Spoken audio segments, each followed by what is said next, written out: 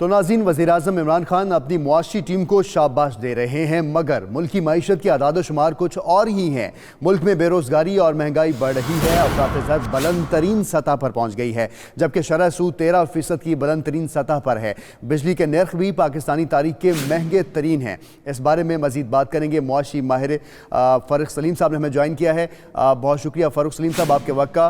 वज़ीर-ए-आज़म ने तो ट्वीट में सब अच्छा की रिपोर्ट की है, मगर क्या जो आदाद-ओ-शुमार हैं ये हमारी मईशत के सही अकास हैं? सिक्के के दो रुख हैं। एक रुख जो है जिसको हम डॉलर बेस्ड इकॉनमी कहते हैं, जिसमें सारा कारोबार जो है वो डॉलर्स में चलता है, जिसमें एक्सपोर्ट होती है, जिसमें इम्पोर्ट होती है, और आपने जैसे जिक्र किया जिसमें करंट अकाउंट डेफिसिट और तजारती सारी जैसी चीज़ें आती हैं। इसमें कोई शक नहीं कि वो रुख जो सिक्के का है।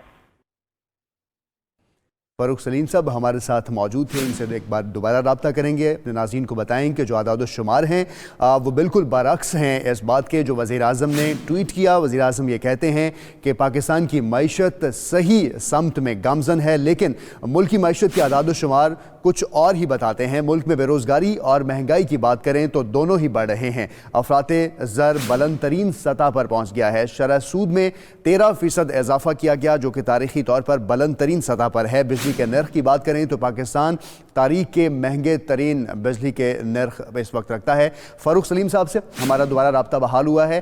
फ़ारूक सलीम साहब, आप बता रहे थे कि जो आदाद-ओ-शुमार हैं और जो वज़ीर-ए-आज़म ने ट्वीट किया है, इसमें क्या फ़र्क है? देखिए, मैं यही कह रहा था कि जो डॉलर बेस्ड इकॉनमी है, जो सिक्के का एक रुख है, उसमें डेफिनेटली इम्प्रूवमेंट आई है। PMLN जब 2013 में आई थी तो उस वक्त हमारा करंट अकाउंट का सारा कोई 2.5 अरब डॉलर का था, और 5 साल में 2.5 अरब से बढ़ के कहीं 20 अरब तक पहुंच गया।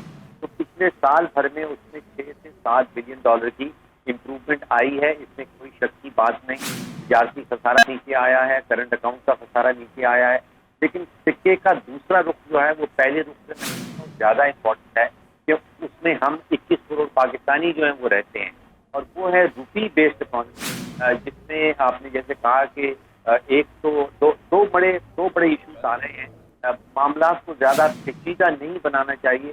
दो सबसे बड़े इश्यूज हैं, पहला महंगाई का है और दूसरा बेरोजगारी का है। महंगाई बड़ी तेजी से बढ़ रही है, 11 साढ़े 11% से पहुंच गई है, और उसमें उसका जो एक कंपोनेंट जो खुराक की कीमतें हैं, मैं समझता हूँ कि उस पर सबसे ज़्यादा फोकस करना चाहिए, क्योंकि 70 से 80% पाकिस्तान की आबादी जो कम आमदन तबकात हैं, वो तकरीबन 60-70% अपनी आमदन का हिस्सा जो है वो खुराक से खर्च कर देते हैं, और खुराक की कीमतों में बहुत तेजी से इजाफा आया है। चीनी कोई 35% बढ़ गई, प्याज जैसी चीज कोई 100% बढ़ गई, चिकन मीट कोई 60-65% बढ़ गया, दालें बढ़ गई हैं। तो खुराक की कीमतों के ऊपर फोकस नहीं किया जा रहा, जिसके ऊपर फोकस होना चाहिए।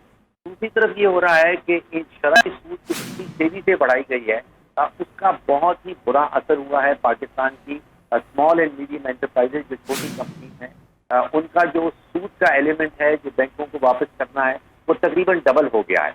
अगर कोई कंपनी 50 लाख रुपए की मद से सूद देती थी, अब वो 50 लाख से बढ़ के करोड़ रुपया पहुंच गया है, जो वो कंपनी नहीं दे पाती, जिसके नतीजे में बहुत सारी कंपनी बंद हो रही हैं, और उसके नतीजे में बेतहाशा बेरोजगारी हो रही है।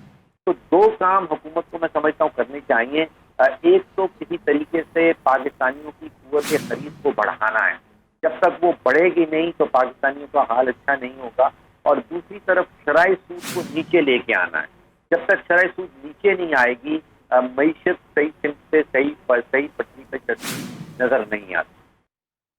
सही, शरह सूद को नीचे लाना होगा, और इसके साथ साथ अफ़रात-ए-ज़र के जो आदाद-ओ-शुमार हैं उनको भी कम करना होगा। मुआशी माहिर फ़ारूक सलीम साहब हमारे साथ मौजूद थे, अपना तज्ज़िया दे रहे थे। सर, आपके वक्त का बहुत शुक्रिया।